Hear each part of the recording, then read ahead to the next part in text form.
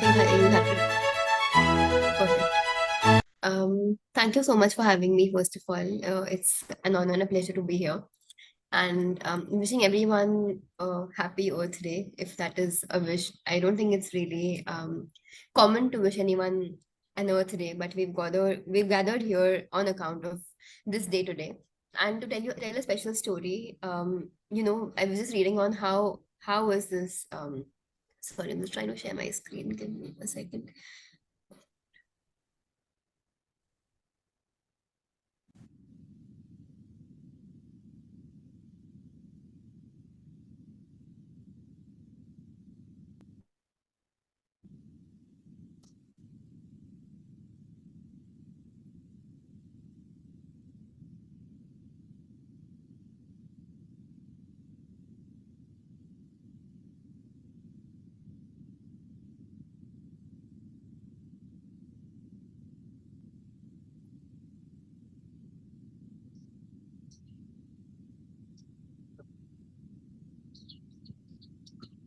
Okay, I hope you can see my screen. But thank you so much for having me here. And we've gathered here on account of World Earth Day. And how World Earth Day was started is in the 1920s. There was a huge oil spill in the US. And the then senator of that state was trying to protest against the oil spill because, of course, the oil spill had caused great marine damage and, oceanic wildlife, marine wildlife had been compromised. A lot of trade had also been halted, was also halted because of this oil spill. And he started to protest regarding that, that this oil spill is affecting the earth. And that is the first time when the conscience of damage, I mean, sustainably damage or climate conflict had arisen, and people joined him, and that is how they started protesting, which eventually grew in the Environmental Protection Act to being amended to include oil spills as as a threat to wildlife, as a threat to marine resources, and that's how Earth Day is now commemorated. It's become very powerful. And today, I mean, since last year, the new slogan for Earth Day globally has been "Your Earth, Your Power," which I would like to, it translates for two things into me. It translates into two things for me. Your Earth, Your Power is, of course, we rather three things, right? We have the power to change things, right? That is how we believe. That is how we have to have hope, because humanity change comes from hope and comes from the power of hope, right? So we have to hope that our power, our collective conscience towards doing good will change the state of our earth. Also, that being, born on this earth, being having, I mean, having the cognitive capabilities that we have, having the intelligence, the resources that we have, or just to grow as a species that we have grown as humanity, that is itself our power. And of course, from an environmental point of view, green power comes in the picture thoroughly. So yeah, that is my rendition to that theme. And I hope everyone can see my screen. But today's topic is, of course, green healing, the confluence of nature, sustainability, and medicine. Honestly, I am here in a room full of doctors. I've been raised by two wonderful doctors. I can't really have a take on medicine, but of course, if we think about, the more we think about sustainability, the more we think about nature, the more we think about humanity in general, we realize that it is all one, right? These things are not separate from each other. They are an integrated system, and we exist within this integrated system. We are rather a product or an output of this system, and it is our duty to make this better. So I'm going to address nature, sustainability, and healing rather in three different categories. The presentation's very representative. It's more of me talking. So please, if you have any questions, any feedback, please, of course, talk. Let me know. So on the left, what you see, right? On the left, what you see is called the triple bottom line, and I'm just setting context here, right? The triple bottom line is made of three circles, if you can see: people, planet, and profit, right?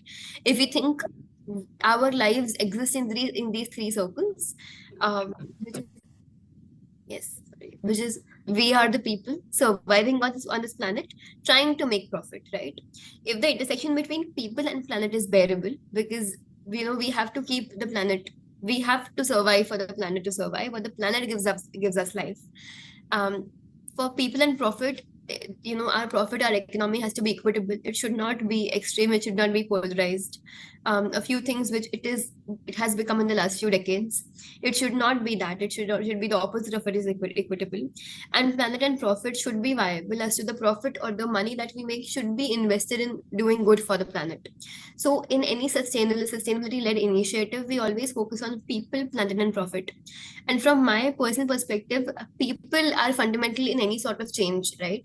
When we talk about change management, when we talk about creating good impact, we put people at the forefront. We try to create impact for the people, through people, right? So we are all channels, we are all medium to do good.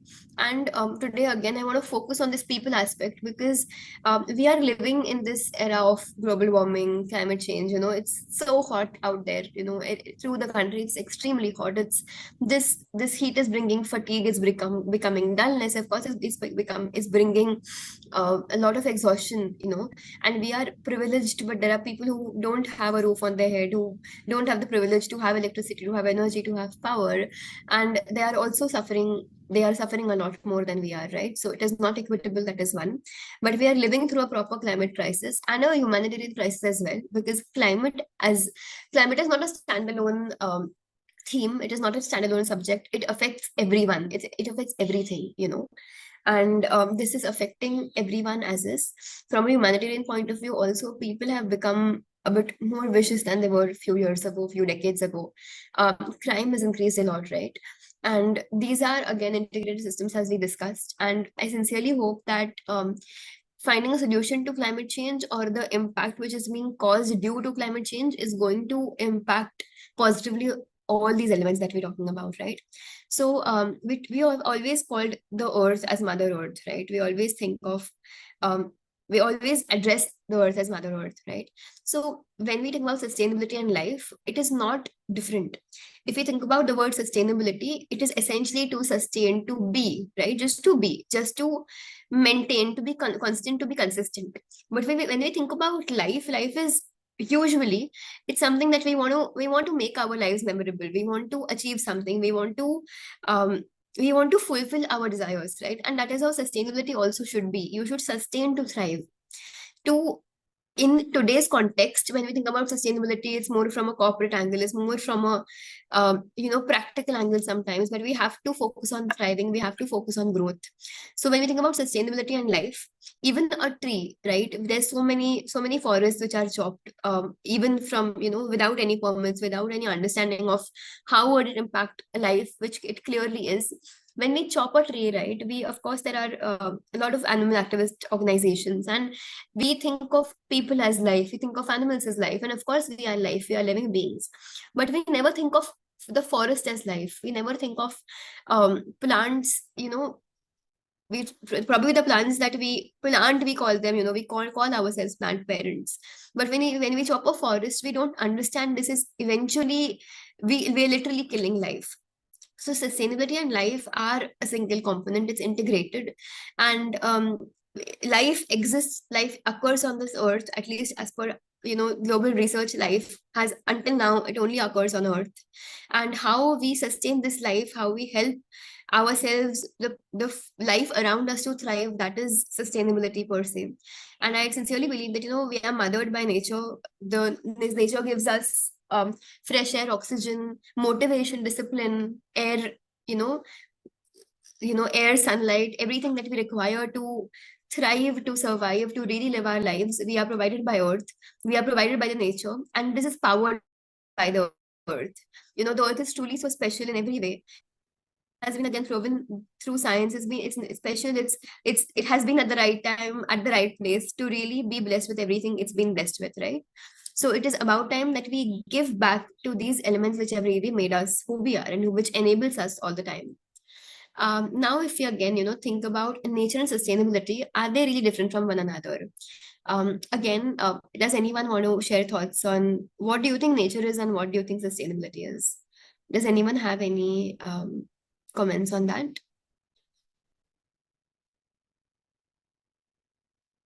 So I'll just take this forward, right? So again, sustainability. So if we think about the current scenario, sustainability more so an antidote. we think of climate change and we think of sustainability as a solution. We do not realize that it's been a part of our nature. And I'll talk about this as we progress. But again, if we plant a sapling, we provide it with fertilizers, we provide it with manure, we water it every day, right? We help it to grow. We're essentially nurturing nature, which is sustainability. So nature and sustainability are intersections of one another. And in current times, again, as I mentioned, sustainability is more of an antidote to climate change, but that's absolutely not the case, because we have to look at sustainability from a personal point of view. For example, it's the smallest of things, right? Um, we have to understand that everything comes from nature. It's the coffee. I had coffee before I started this talk, and this coffee, this ground coffee that I get, eventually, at the origin is derived from a plant. It's then plucked and harvested, and I get ground coffee transported to me from, no, I don't know from where it is across the world, right? And this coffee bean, eventually, when it's composted, it's disposed, eventually it returns to the earth, right? So when we think about sustainability, we talk about carbon footprints, we talk about all things which have come in the picture today, but we don't realize that we've come from the earth and we go back into the earth, and that is how these terms are interchangeable in nature. So again, if I move on, okay, so on the left, sorry, on the right, you will see these two diagrams, okay? And the first thing looks like, again, did the hen come first, or the egg came first, sort of a question. And the second is a life cycle, right? So what I'm essentially trying to say is the same thing, that um, we are powered by nature. We come from the earth, we go back to the earth, and it is our duty to do something for the earth. Back in university, I had a professor who always used to mention this example that we say save the earth, we say save the earth, but the earth does not need saving. There have been species, there have been dinosaurs which have gone extinct. The earth has survived through apocalypses. The earth has survived over the worst of storms and the worst of droughts, the worst of floods, the worst of rainfalls, and the earth is still sustaining. It is us who needs saving. Of course, plants are suffering, of course, forests are being cut, but who does it affect? It affects us, right? So we have to look out. In a way, we're being selfish, and we have to look out for each other. We have to look out for ourselves and for each other. But you know it's just that, again, as I've mentioned here, we come from nature, which I have said multiple times, and we have to understand that the power of nature is so tremendous. I mean, we always say XX is the force of nature, but it is really a force of nature. Even from a pagan sort of a philosophy, um, how was the how was the Earth the only planet which saw life, which saw first specks of life, right? From that algae, from that marine life, from water being present to today, we are, humans have created artificial intelligence, and that is how we use to be more productive. It's quite an example to give. So we have to believe in the force of Earth, right? And yeah, we have to look at how we all come from the same place, right? We are sometimes so divisive in nature. Humans are divided, they're divisive, there's certain sort of sense of polarization, certain sense of extremism that's been around, right? But we often forget that we are one, and that is the main philosophy of sustainability as we go through. Again, sorry, one second. Yes. So, again, right, we speaking so much about nature, but nature, it's rare.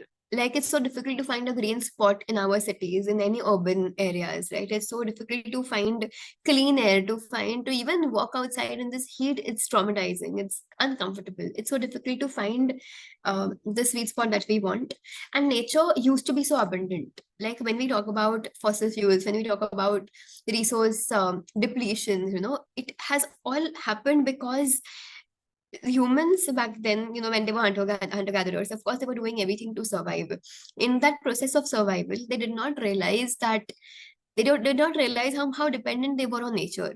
For them, nature was bountiful, right? It was abundant, it was giving, it's just going to be there. No matter what you do, it's going to be there, right? They did not realize that back, sometime in 2026, 60% of the Amazon would be gone.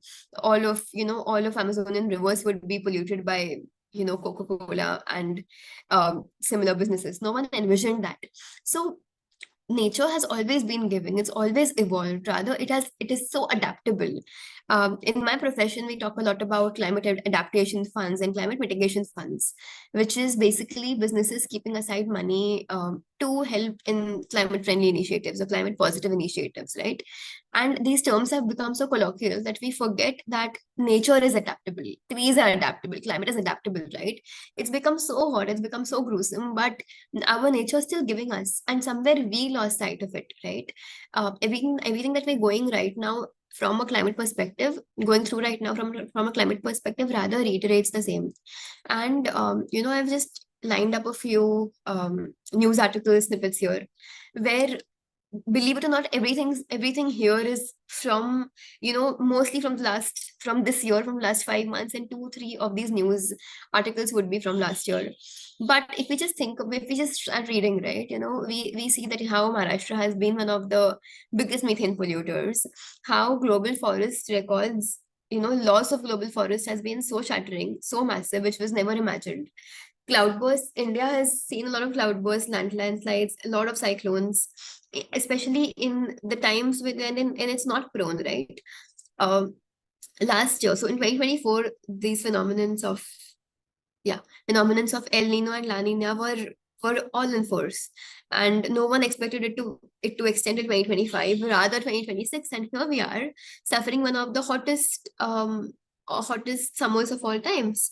Especially, I read yesterday that Nagpur was the sixth hottest city in the world, which is not a good benchmark to set. But if we can just see that, we can just see how I mean, okay, there are two perspectives to this, right? If we look at these news articles, they look so normal, they look so regular, but we don't really take a step back and think what this is actually doing, right? Beyond these news articles, I want to take one example from last year, which happened in Hyderabad, where they chopped up this entire forest, which was being protested for, right? Which is being protested for the communities. It was being protested by civilians, by students, by everyone, that this going to lead to a lot of ecosystem, biodiversity led issues, and it's going to affect us. But no one listened, and they chopped the entire set of forest. What they didn't realize, or what our authorities fail to understand, especially our policymakers also, that it's not that you're cutting a tree, it's not you cutting a forest. Of course, you're cutting life, but you're cutting down complete biodiversity, right? You're cutting down, like, one forest would have so many species of birds and bees and just flora fauna, which is in itself an ecosystem. It's in itself a biodiversity hotspot, which gives space for us to grow, right? And that is what we blatantly fail to realize, and it's just being seen anywhere and everywhere. Again, I'll come to this slide later, but this is a very reflective sort of description of what is happening as we are progressing, right? As we're becoming more modern, as we're becoming more um, new, right? We are a new age world. We're a new age country. We're the youngest country in the world, right? And as we are evolving, or as we are trying to evolve, we're losing a lot of color of life, right? And I mean, this is a very small example, right? On the right hand side, the top image is of old architecture. Of course, it's not Indian, but it might be old European architecture. And the architecture had so much color, it had so much vibrancy. It had, even if you look at old buildings, it says something. It speaks of culture, it speaks of nature, it speaks of the family is going to live there, it speaks of what the people want, right? It's tastefully designed, it's planned, it's customized. And as we go towards the modern era, or as we're going towards a futuristic era, where now Gen Beta is already there in this world, if we go to the bottom image, we see so much monochrome. This is a black and white image, but every new building that there is so much construction happening everywhere. Every new building that's coming up it looks the same. There's no art to it. There's no aesthetic value to it. On most days, it is just uniform. It's almost like life and the world is losing its color, right? We are evolving, but we don't know. We might not be evolving mindfully. We might not be evolving purposefully, right? And all these modern day buildings, modern day areas, they're so devoid of nature. They're so devoid of even plants and trees, and just building an ecosystem around there, that how would the people living inside them thrive? That is a question which also comes in the picture, which again the image on the left says that, I am nature, you let me live, I will let you live, and it has to be a symbiotic relationship here as well. I'll also go to a few facts which are, again, we don't really think of these things all the time, but they do exist, right? So, again, we talked about sustainability and nature, and I'm talking from an energy and a forest sort of overview here. Just a few facts to put it into, to put just a few statistics to set the context further, right? So it's a good thing that global energy demand, grew to only 2.2% in 2024 on the left that you can see. And renewable energy powered 38% of global energy, which is a good thing. But even with clean energy growth, which is the second point, CO2 emissions are still 13.8 billion tons across sectors, right? Which is, I don't have a number to compare it to, but it is absolutely huge, right? In today's world, and it always confuses me. In today's world where we are so ahead of things, right? We are not able to focus on small real life things, which is that 685 million people, and this is in 2022. There are no updated statistics also. 685 million people living without electricity. 2.1 billion people still did not have access to cooking gas.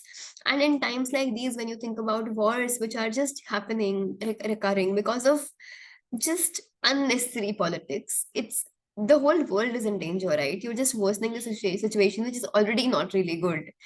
Um, yeah, so it's just been like that, which is again, right, the few statistics for you. And just think about it that, so in 2022 again, right, 4 years ago, and population and everything even has grown since then. 1.05 billion tons of food was wasted, which is almost 132 kgs per person, and one fifth, which is equivalent to one fifth of food available to global consumers. So it's really hard to fathom these numbers. I'm just going to nature, right? And over 1 million species are threatened with extinction. And I was just thinking about this, I mean, 2 3 days ago. When I was young, when I was little, there was this juice, which was this juice of this rare berry, this rare leher berry, which eventually became an endangered species as per what I read. And they had to stop producing that juice because this berry was, again, because it was so rapidly consumed and so commercially consumed, they had to stop the production of it commercially, right? They had to stop making that juice. But yeah, so 1 million species are threatened with extinction. Extinction rate has been hundreds of times higher than it has been in the last 10 million years, right? So I mean, it's 100 times higher, only because again we're chopping down forests, we're not caring for the nature, we are just rampantly growing and building and not cognizant of how is it going to affect us 50 years later, right? Even if you look at old structures which were built, they're still there, but new structures might be 40 50 years old and it's not surviving well enough. So that also says a lot, right?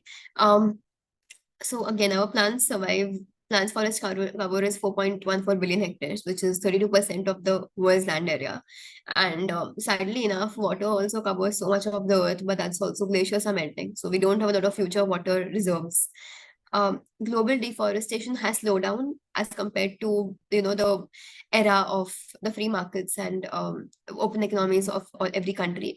But if one small country, like, forests equivalent to one small country are disappearing every year. And I want to add a small note here that the world's first digital country also exists. There's this country called Tuvalu, which is in Africa. And that country, so it's I've not added in the slides, but it is literally covered, like all three sides of it are water. It had land from one area, but that land was so close to the coast that the airport is now flooded often. And these residents are so scared that they have a digital version of the country where they run everything digitally because the climate crisis there is so high, right? 92% of the world's forest is naturally regenerating, which means planted forests are not exactly a solution, and not cutting more trees should be the solution, which should be a way ahead. And again, right, 1.05 billion tons of food is wasted per year, as we saw, but 60% of it is household waste, right? So if we just segregate properly, if we just try to compost, if we just try to find proper recyclers, things can be better, and we can be a solution, right? We can be a part of the solution. Again, right? So we went from nature, and nature and sustainability very different. But when you think about nature, when you think about forests, when you think about biodiversity, sometimes we think, हम क्या कर सकते हैं? What can I? How can I directly help? How can I directly from a you know how can I sitting here make an impact?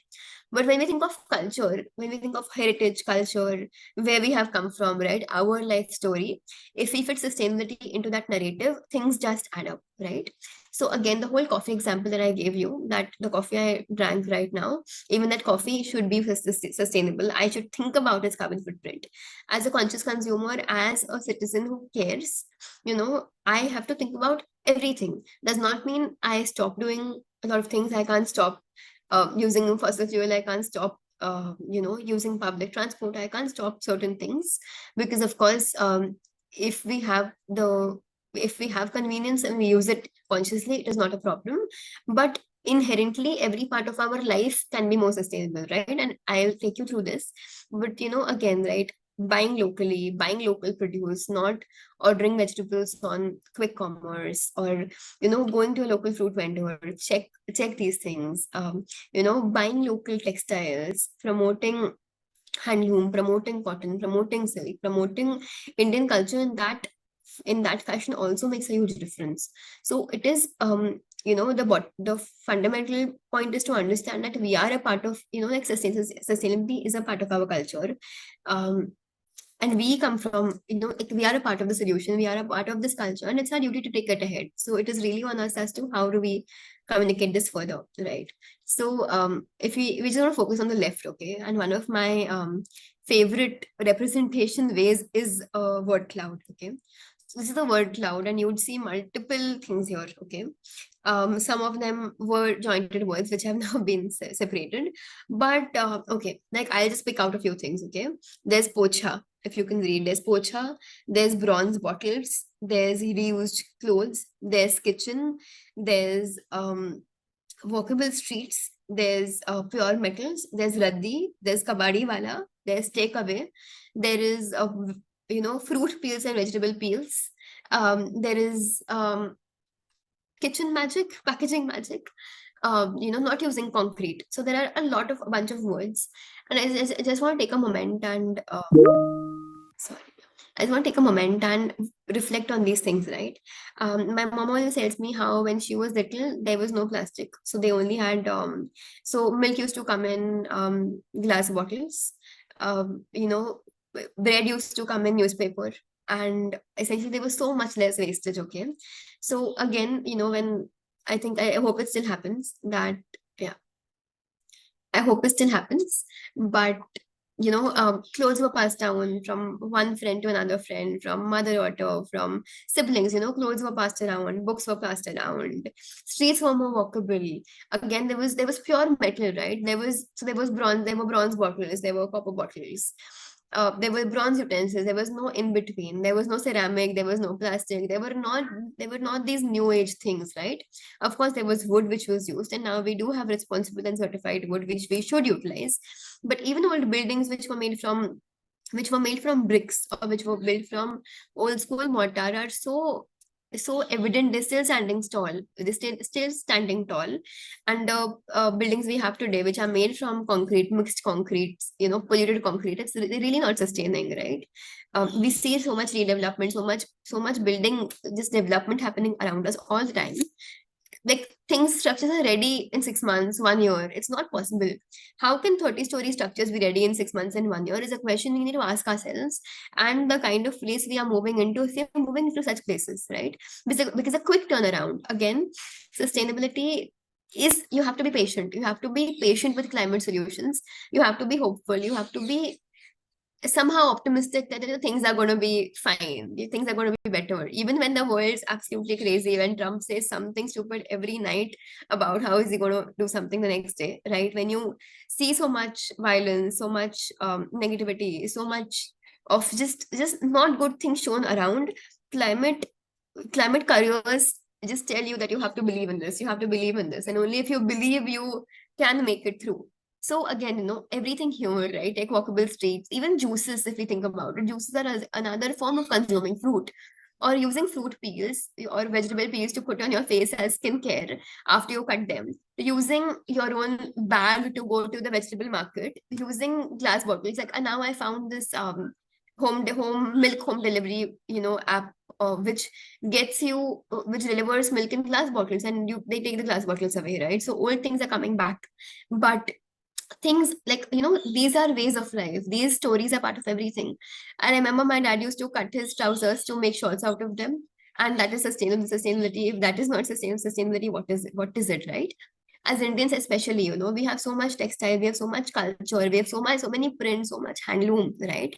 That we have to, and we should preach such stuff, and that is also a part of our culture, which is thoroughly sustainable, right? Now we talk about designated e-waste collectors and centers, but we have had raddiwalas our whole lives. We have had kabadiwalas who take away things and they sell and they make money, and they they see what's happening to that. Like last week I called this kabadiwala home, and I gave him a few old electric things which were not working, and I was like, what will you do with it? He's like, I know these people. So again, his designated e-waste personnel um who will use those parts. So our culture has had these elements forever, but we only realize it now, right? So we've been, that's a point to think and to consider. So again, same thing I mentioned on the right. One second. Yeah. So same thing I mentioned on the right, that sustainability has been a part of our life, our culture, and all our stories, especially um my generation, which has seen a lot of change.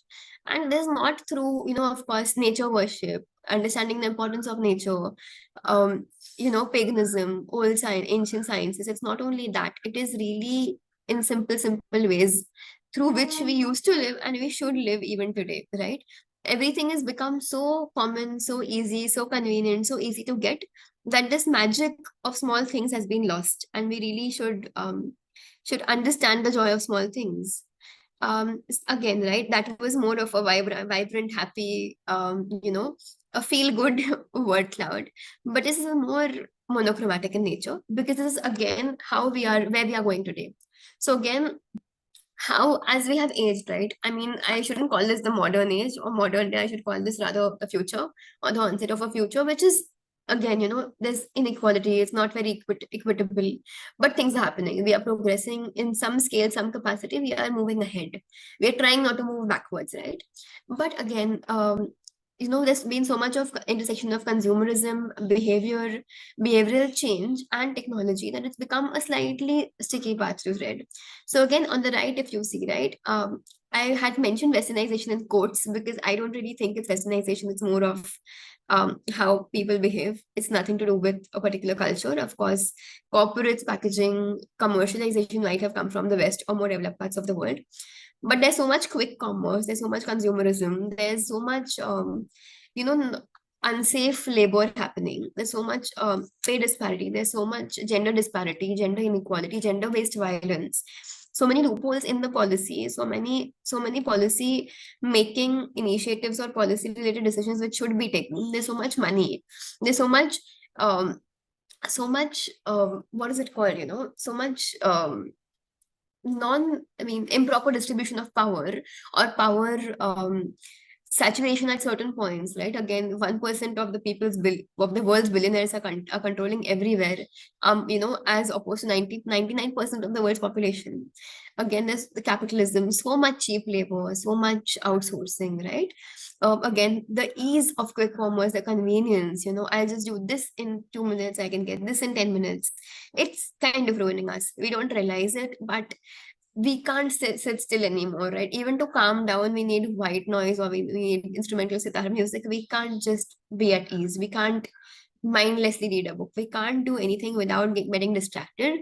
And again, when I think of climate or sustainability, it's not only the environment, it's also these factors which are not helping the triple bottom line that we discussed in the beginning. But these are clearly, right, so much of labor, like unfair labor or labor shortages, or just cheap labor, so much of convenience, quick commerce is really affecting the nature clearly. It's affecting the earth in ways no one had seen. I mean, again, right? People who started evolving, hunter-gatherers or Neanderthals, they did not realize there would be Blinkit and Zepto and Instamart one day, right? So, of course, that had never been thought of. And we are living in that era, which even we didn't know was happening. But that's also how culture has changed. So again, from here to here, we realize how much sustainability is a part of our culture, but also how much don't we fail to realize it on a day-to-day basis.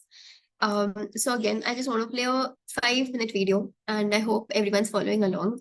It's a very sweet 5-minute video, which makes sense. So if you can't hear the audio, please tell me.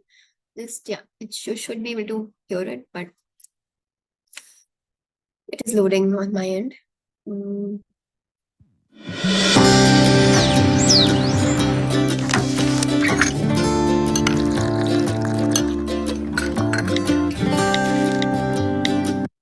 You need to hurry up if you want to make it to school on time. Yeah, let me just buy this one thing. This will make it so much easier to solve all the world's problems. Well, the world definitely needs some fixing. Did you know that we're the first generation that can end poverty and the last one that can stop climate change? Seriously? Yep, apparently so. You can't change the world with your nose in the papers, you know. Exactly. No running after new cases or mysteries now, okay? Straight to school. Aye, aye, sir.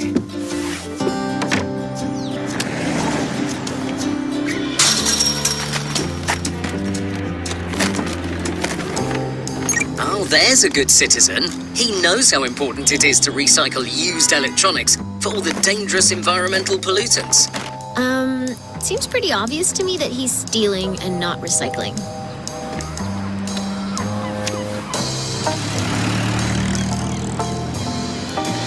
You see, a good citizen. Why steal from recycling bins just to recycle? Well, broken phones and laptops have plenty of valuable parts that are reusable, so it isn't as worthless as you think. It's still a little weird to pay for garbage. There's something not quite right here, and we need to find out what it is. Remember, we promised your dad to... Yeah, no new cases. But a little exploring can't hurt. Is anyone there? Did you know that 15 of the world's largest ships pollute more than all the world's cars put together? That's insane. Who said that? We're now precisely 20 hours late for school. Sorry. Oh, wow, look at all the fishing boats. The big fish trawlers you see can drain coasts for fish and can ruin entire ecosystems, which doesn't exactly make life easier for the local fishermen. They burn garbage in the middle of the city? Yeah, and more often than not, it's children or the poorest people who have to sort and burn the garbage, which can be really dangerous to their own health and the environment. But can't anyone see what's going on here? Oh yes, they can.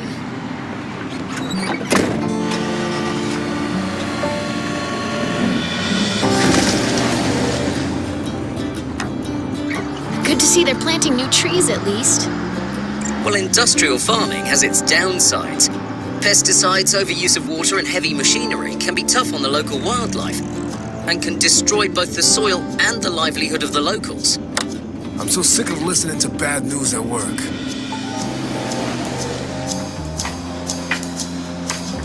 You don't think they'd find it suspicious that a young girl works at the factory? Well, most of the world's poorest are women. Did you know that 62 million girls under 16 years are not in school? Women are also much more likely to end up in jobs with lower wages and unsafe working conditions.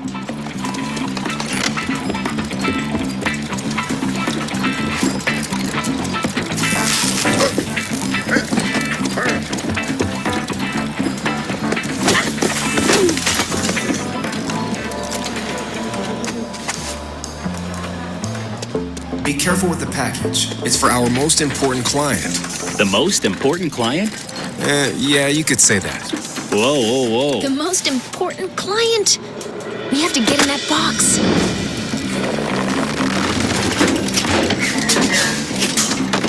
Nice shirt. And then he said I was the only one who could treat the package with the care and dignity that it deserved. deserves. I'll jump out and confront the client with everything we've experienced. Then you can add some hard facts or an inspiring quote. We're the first generation that can... Not yet!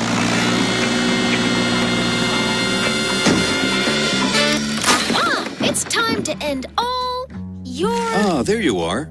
There's a package here for you. What? For me? Already? That was quick. We're the first generation who can end poverty. Hello. You haven't got wrapped up in a new story, have you? No, or yes, but I have to look into this right now. Did you know that 62 of the world's richest people own as much as the poorest half of the world? Same old, same old. But there are ways to solve it. The UN Sustainable Development Goals are the world's common plan for how to end poverty, fight inequality, and tackle climate change by 2030. All that by 2030?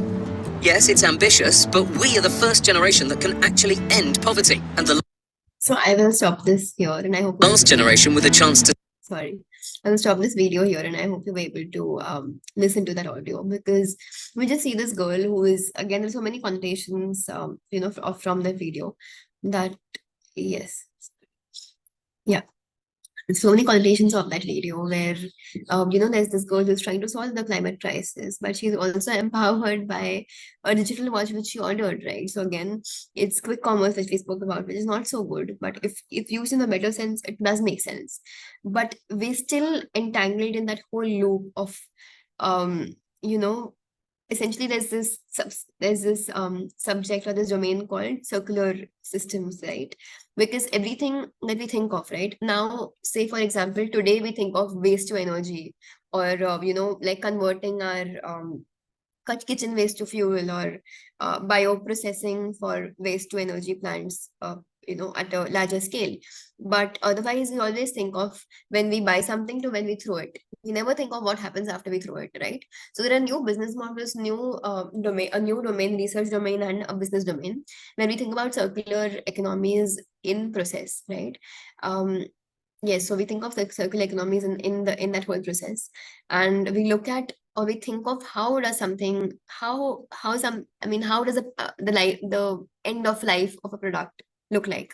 How does that end of life of the product, from the disposal to its as we can think of, from its disposal till the point it becomes a part of the earth again.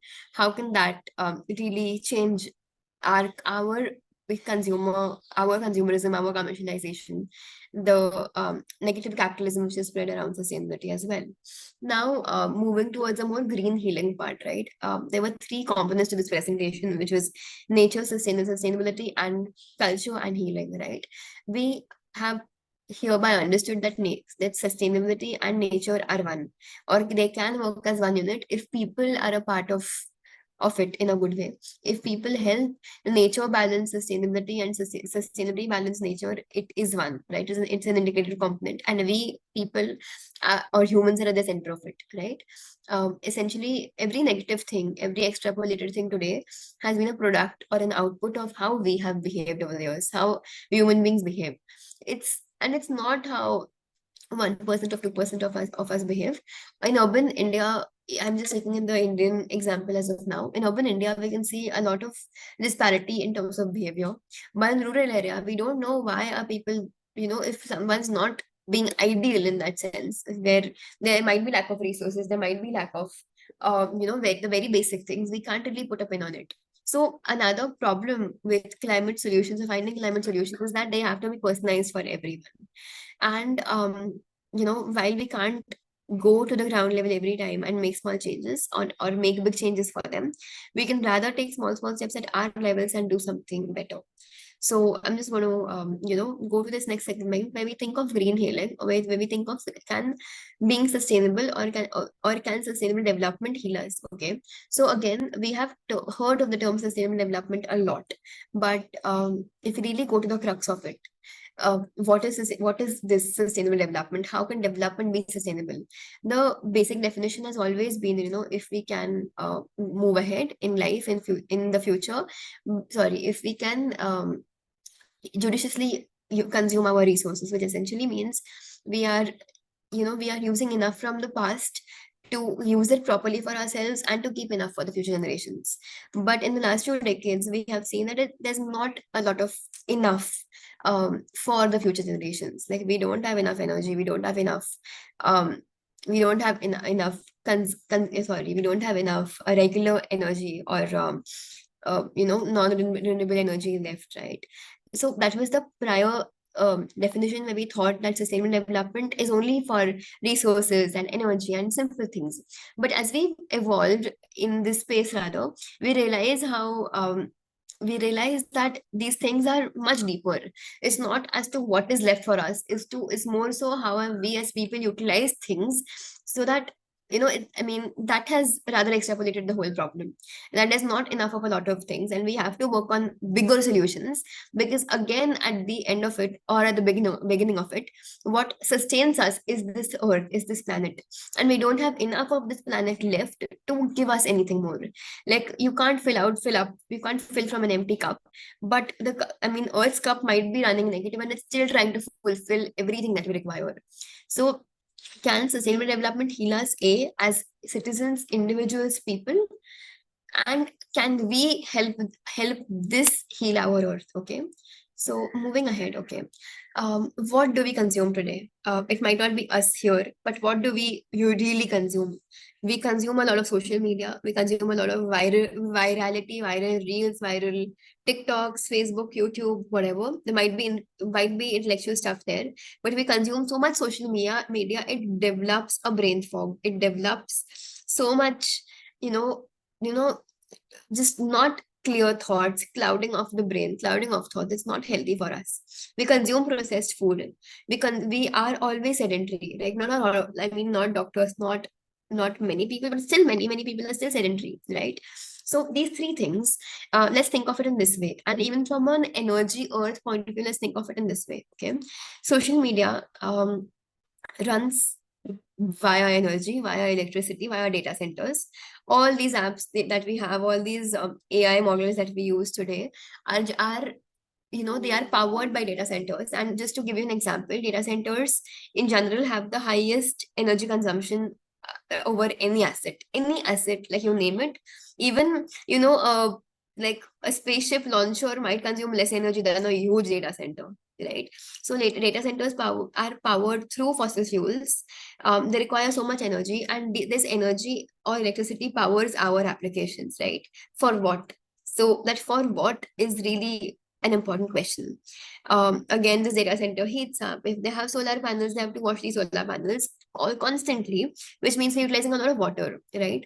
So that is the social media talk on what is it doing to our brains, and what is it doing to the earth as well. If we talk about ultra processed foods, nothing of it, like none of it is natural, right? If it's meat, that one speck of meat might be natural, but everything else would be genetically modified, or might have undergone so many chemical changes that it's not even real food, right? What was meant to be real is now diet, it's now healthy, it's now extreme, but that was meant to be real food, which we will go in on the next slide. And this processing of this food again requires so much energy. It is not natural. So basically manufacture all these ingredients through synthetic methods, through synthetic materials and processes, which requires uh, all sorts of resources, machines, electricity, water. It generates so much waste, right? Any packet of chips generates so much waste. Even getting groceries generates waste. So this is of course another level of it. And our sedentary lifestyle does not really affect the earth per se. Of course, our consumption of unnecessary things might increase, but it really affects our health. Because again, as I said, this heat is making it unbearable to even go outside. But being at home makes it equally or more dull. So we have to find a middle ground, and we have to again, adapt ourselves to this change if this change is not suiting us, because it has come through due to us. Again, so this is what we consume, and what we should consume it's the exact opposite, right? Again, sustainability being the center of our attention, the center of our focus today. Go to the vegetable markets, look at the vegetables, just try, just see what you want to buy. And I know, of course, everyone here might do it, but a lot of people don't. We get food delivered so quickly. We get things, just I mean, the convenience of Zomato and Swiggy, sometimes it's fine, but people do this every day. They have no idea how their kitchens look like. They have no idea how this food is made. It is not natural. It's not normal. It should not be consumed. That's the straight answer. Again, a very simple personal sustainability thing I follow is I just utilize or try to reuse everything that I have left in my kitchen. Right? It might be a leftover beetroot, it might be a banana which has gone bad. You just can make something out of it. If it's not gone bad, if it's still edible, you can, it starts from probably, maintaining sustainability in the heart of your house, which I believe should be where you cook what you consume. We should consume more books, more intellectual things, more educational elements than consuming mindless social media, or a balance of both is fine. And we can move. Even if we can walk inside the house, we can move, right? So if we think about sustainability, if we think about going to the triple bottom line again for a second, I'll just go back to that first slide. Where is the first slide? Yeah, I'll just go back to this first slide. If we think of people, right, we are consuming not the best things because we have the profit or the economic viability to consume that. We have not utilized, we're not trying to utilize that financial viability to make a better planet. Sorry, make a better planet, in turn a better us. So we are not essentially following the triple bottom line. And what we should consume is very simple, it's very natural, it's very normal, which is of course extremely sustainable, good for the earth. Again, if you dispose of a cauliflower remain in the earth, it will take it. It is automatically biodegradable, compostable. It literally is consumed by the earth. You don't have to think of any waste, any unnecessary energy. You don't have to think of anything else. So essentially, again, right, this is sustainable development. Mindful small good changes in life, better utilization of resources that we have, capitalize on what we really have, move towards better things, smallest of things, right? I'll just give small examples. Of course, some of these examples might come at a premium, right? If you want to get a chocolate, and if you got to get a store-bought chocolate, it might have palm oil, it might have chemicals, it might be manufactured not in the best way possible. Those grains might, though, I mean, the cocoa beans would have been extracted in Africa, and they would have been processed in Europe, and they would have come to India, and that requires so many flight carbon emissions we can't even imagine, right? Rather, if you get something made in Tamil Nadu or Pondicherry or Chikmagalur, right? It is local. There are cocoa farms in Konkan also. Why don't we source things from there, right? It is that mindset, right? All these natural coffee, specialty things might come at a premium, but they're eventually better for us. And there's so many places which exist, so many restaurants and cafes which exist, which focus on their supply chain, which focus on a farm to table, real life farm to table concept, where sustainability or caring for the earth, being responsible, is woven into them. So, it's just, this is how we should be. And if that is a sustainable development, we should really, it can heal us, right? I mean, if we stop doing all of this and we start doing all of this, we would be automatically healthy. Our earth would be healthier, right? If we plant two plants in our house, if we keep some money aside, and we even donate for, planting a few trees by, certified people, it does help a lot. So of course, yes, sustainable development can heal us medically. I'm not the right person to, of course, talk about it amidst you all, but I can definitely say that this will, you know help us being mindful, help us being better, help us being thoughtful, more driven and more purposeful. I'm going to skip this video because it's rather similar. We should carpool, we should walk, we should just take small better steps, right? We can just reuse old saris, make them into dresses, just things we have always been doing. We should always think of this word cloud, how we were, and not how we want to be, and move ahead through small changes. One guiding factor, for this professionally for me has been the UN Sustainable Development Goals. So these are targets taken by the UN, and honestly, these were taken in 2019. It seems conflicting in a war situation where honestly none of this is being followed. If we think about realistically talking, on paper, a lot of things are being bettered. There's been progress, there's been improvement in a lot of areas, but on ground things are not really working. But again, these are 17 goals which at least businesses try to follow, conscious businesses do try to follow, organizations do try to follow. That we have to fight poverty, we have to work towards zero hunger, we have to focus on good health and well-being for all, quality education, gender equality, clean water sanitation, affordable and clean energy and access to the same, decent work and economic growth, better infrastructure, better industry, reduce inequalities, build sustainable cities and communities. We have to work towards responsible consumption, not quick commerce, not convenience, as we discussed. We have to actively work towards climate action. We have to work towards marine life. We have to work towards life on land, which includes our trees, because trees are life, which we don't often realize. We have to focus on peace. We have to focus on building justice, moving towards justice, again, which seems like a dichotomy as I talk about it now, but it has to be an area of focus. And 17 is that we should come together to partner for these goals. Now, these goals might be for big level, for big organizations, for high level decision making, but these are small, small things which we can follow every single day. We can switch off an extra light in our room. We can fix the tap if it's leaking quickly. We can go to a local vendor to get something done than going too far if that's not required, right? We can not shop mindlessly. We can buy something slightly expensive and use it properly, right? We can take care of what we really have and what we really take forward than thinking about thinking too much into anything, right? We can really take care of what we have. We can be more judicious, we can be more mindful. That's the main main understanding of sustainability, main implication and main impact. We should move towards value creation as people, as societies, as conscious citizens, not towards anything but to keep ourselves safe, right? And again, on account of World Earth Day, we can never think that a plant, a tree, a forest, our nature is non-negotiable. That has given us life. We come from there, we go back to the earth. So the least we can do is take care of it. And thank you so much. I just redirect you to my personal newsletter. It's a weekly newsletter I write on LinkedIn. It's called The Breakdown. If you just search The Breakdown and or Neeti Mahajan, or you can just see my profile and you'll find my newsletter. So I write weekly newsletters on such topics. They have been featured also, and they're interesting. That's the least I can say. But thank you so much for having me today. And if there are any questions, please feel free to ask. Otherwise, I'm done here. Yes, I'll stop sharing now.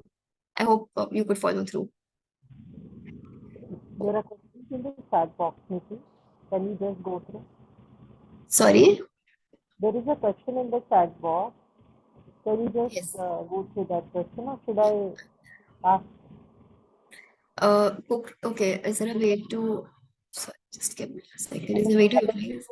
A Cooked. lot of stale food and excess food prepared by Indian kitchens, and they are thrown away to the animals, or they're just kept on the sidewalk. So Yeah, just so wanted to from... know what people can do to, okay, they can stop cooking excess food, but in case there is a excess food around, how can we just, what should we do with it? So, okay, I mean, the simplest solution or the answer would be to not cook in excess, to not give stale food to animals, to not, sometimes you'd rather throw it than give it to an animal which it might cause harm to. That is one thing. But again, I mean, we don't do it a lot in India, but we should compost in general. We should, and it's not very complicated actually. Even I want to. I've also not tried, but yes, but we should be more sustainable in nature. And yeah, we should try and compost at a small level. If there's community composting in societies, that's usually happening as well. And even from a medical perspective, which I did not touch upon because I did not want to really bring in any different, I mean, I don't have the expertise on medicine, but there can be research. I think there must be research on, the energy we use for scans, for pathology, for other sorts of scanning. Even in terms of, every hospital, of course, every hospital would, but the least we can do, because otherwise there's so many non-negotiable things we have to utilize, even like basic syringes and everything, that we should follow waste management rules 100%. Like that should be non-negotiable. So yeah, two different. ये science क्या करता है, वो ये जानने की कोशिश करता है भगवान कैसे चीजों को करते हैं, भगवान कैसे। इसका मतलब सब ये मानते हैं भगवान है, ये कम है जो विश्वास की बात करी है, लेकिन अगर उसके साथ हमने कोई एविडेंस नहीं किया, इसलिए उसको माना है क्वांटम और क्वांटम ओरिजिन है। Hi, Um, Aditi. Hi, yes. This side, Dheeraj. Yes, hi, I want Dheeraj. to ask you something. Like you already mentioned here, like 13 point something billion ton carbon dioxide already emitted in our environment. So, Yes, what is the main data? That was in 2024 only, or overall, like in 2022, 20 pandemic is happened due to COVID. So, I think vehicle is not uh, polluted exactly. lot of. So, Yeah. yeah, that data was old, right? And I mean, so there's a lot of lack of research also. The problem is that Okay. research institutions also might conduct research once in 5 years, once in 10 years. They also might not Okay. do it a lot, but it Okay. must have definitely increased. A lot of technology has also come post COVID. Consumption is highly Mhm. increased. So Okay. it must have definitely increased a lot. Because everyone is aware about the European carbon credits. I think they are most of the industries are providing the carbon dioxide also credits for the Yeah. industry purposes. Somehow in India, And it's not really picked up though. yeah, India is not only pick up. That is the main Yeah. issue with the government. But Yeah. overall, your session is good. I very much appreciate what you contributed and what you suggested, our things. So I'm Thank you thank so you. much. Thank you. Thank you. Yes. Any other questions or inputs? Niti, there is one question that when we talk about sustainability, is there any way to meter down the carbon footprint which is being used by the healthcare industry? So, Or is your field only, I mean, your consultancy services only limited towards businesses? But no, actually, I have worked with a hospital chain also. It was in Kerala. But okay, so for starters, of course, from an energy point of view, we can use renewable energy. That will be the first thing, which is focusing on more hydro energy, more, of course, solar is the main thing. So solar energy powered equipment utilization, overall electricity use. Even if the equipment can be operated by renewable energy, the basic electricity consumption, cooking, lights, all of that should be powered by solar. So in healthcare, the low hanging fruits are a lot, which is again renewable energy, utilize again, waste minimization, because a lot of the scale can be large. There can be specific waste handlers which can be engaged, who can be allotted this responsibility of handling the waste, e-waste, everything. So main thing could be introducing more renewable energy in the overall energy portfolio. um, and I'm sure there would be research going on, going on that side. As Dheeraj mentioned, carbon credits are a good option. So basically, in carbon credits, for example, if you use both like fossil fuel energy, and if you use non-renewable energy, if you generate excess non-renewable energy, you can sell it to the municipality, the government, and you can earn, instead of that, you can earn carbon credits, which can be used which makes you more sustainable in nature also. But renewable energy is the main lever here. thank you so much. Yes. Any more questions? Hello, Niti. Hello. Yes. Yeah, it was a great presentation. Thank you. Yeah, and the thing is, anything about this war and how we should take up, considering nature or considering like fuel, or should we really go in for all solars and electric things? Um, okay, so again, so the thing is that there's no right or wrong. Like there's no black and white. Okay, because if there's a lot of solar also, that solar has to be washed a lot, and it also requires a lot of water. So people also believe that is an implication. But we can have a balance. We can have a balance of both. We of course should go for solar, especially in cities like Nagpur, where there's so much sunlight, there's so much heat in central India. I one second, yeah. So when there's so much heat and so much sun, right, we can utilize that in a more optimum way. Solar can store. There's also like systems called battery energy storage, where you install these batteries which literally store energy. They don't utilize it, and you can utilize it as a generator later. You can use that. So depending on geography, is renewable energy is the way to go, of course, but more so conscious consumption is the other way, which is more mindful. It's not very practical at all times, but we should be considerate. And when you think of nature, a lot of people do nature walks, do immersive experiences related to sustainability for people to realize how this matters. So even from a culture standpoint, from a citizen engagement standpoint, even these things really make a difference. Okay, thank you so much. Thank you. Hello, Hello. Malika. Yes. Thank you for the wonderful session today. Made us Thank a lot of awareness and conscious effort already started. And my only being a teacher, I always feel that the first step, the small step, will be taken from the school, and only the prayer is how much the government is going to support this Yeah. thought. It is to be instilled so deeply that Yeah. the change is must. Hmm. Because we read history and geography, being an history teacher, I do talk about, but we are failing to understand the nature of the earth and whatever the earth has given back. The beautiful sentence which you said, the earth gave us so much. What are Hmm. we giving it back?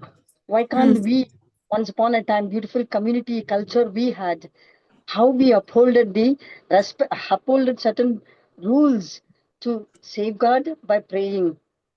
But those areas which we see where the tree are being prayed, or the wall, or the rivers and whatever it may be, that's everything has been contaminated so much. Suppose, for example, Ganges.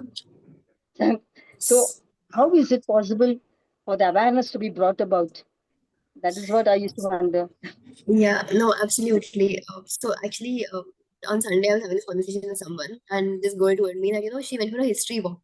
And this history walk, the person who conducted this walk, in that history, he told about the trees or the forest of that area.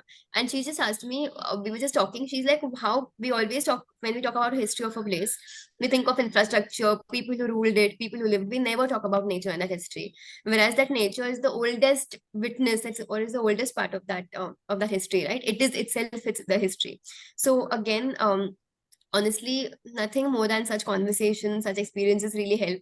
Reading on it, like, I mean, anyone who read Sapiens or such things, it stays in your head. So the more we talk, the more we openly even brainstorm of these ideas, because there's no clear solution to any of these problems. It's only that the more we discuss, the more we talk about it, the more it helps us. Yeah, it's a Thank you so collective much movement. Thank you for so this much. wonderful awareness. Community has to be formed. A small step has to be taken wherever we are Yes. seeing to bring about certain awakening in the minds of the people. Thank you so Yes. much. Thank you so much. Thank you. Okay, so Niti, Association of Medical Women Nagpur has had this webinar, and we are very happy to have you today as a speaker. And I thank you very much to shedding good light on how can we live sustainably, how can we ourselves in the process, and what is green healing. So I think this term green healing should be in the regular use, because we all talk Yes. about mind healing, body healing, but we don't talk about green healing. Whereas nature is itself a great doctor. If you feel frustrated, if you feel angry, and if you just go and sit under in a garden, you feel so powered. So I think green healing should be a regular term to be used. I thank you so much for your today's talk. It has been really very insightful. Thank you Thank you once so again. much. Thank you, ma'am. Thank you. I tried not to delve too deep into, again, more emissions and energy sort of a thing. But of course, if you ever need, I can do that. That's something I do on a daily basis. But thank you so much for having me. It was really wonderful. And thank you, everyone, for attending. Thank you. Thank you.